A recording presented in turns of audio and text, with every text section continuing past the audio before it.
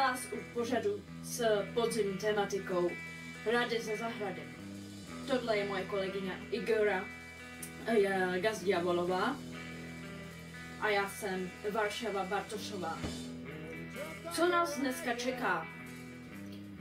Takže já bych vám hlavně řekla, že v dnešním díle uvidíte plno rad z oblasti zahrady, co se týče podzimní tematiky samozřejmě. Například se podíváme Varšavo, podíváme se na rajská jablíčka. Rajská jablíčka, ty jsou prostě výborný a podíváme se, jak správně je sklidit.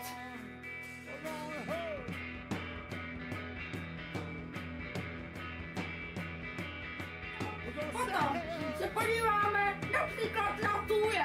A ty tuje jsou hodně občas obtížný je vlastně ostřihnout, protože musíte mít správný nůžky. No. Tímto nás provedou naše drazí přátelé. Naši drazí přátelé dvojčátka Gardenovi. V těch minutách se podíváme na spoustu zajímavých reportáží a budou tam i dvojčátka Gardenovi, to jsou naše dlouholetí kamarádi. To už víme, ale tak, teď už jdeme na první reportáž. Takže teď se podíváme, jak správně na podzim se mají utrhat rajská jablka.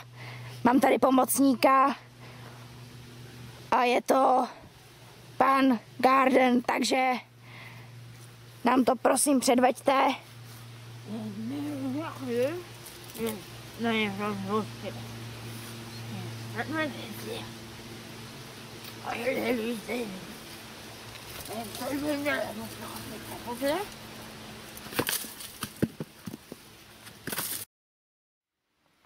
Takže máme tu další reportáž a s tím i nové zkušenosti.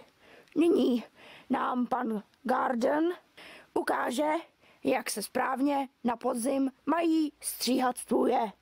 Takže poprosím vás, pane Gardne.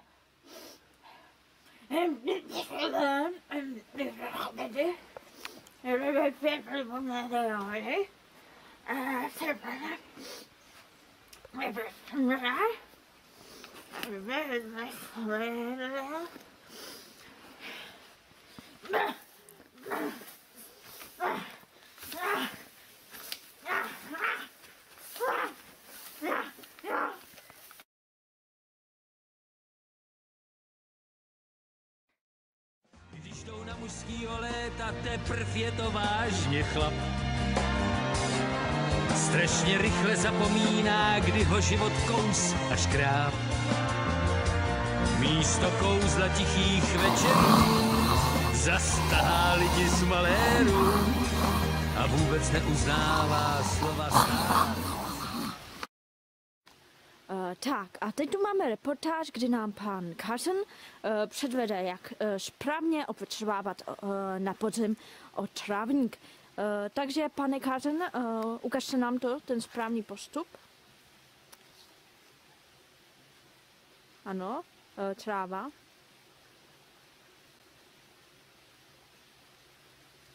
Mě teda zajímá, co ten koumák vykoumá.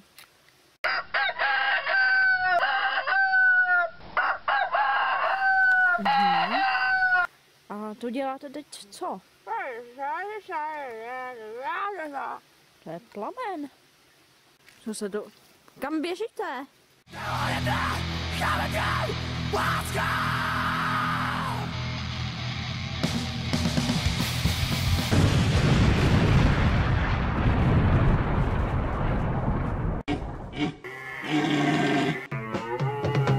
Astermane, Patermane, melou, kolovlína klape kampou celou. Na pendle se dívka těžko chytí, zkus nabídnout víc než vodu v pití.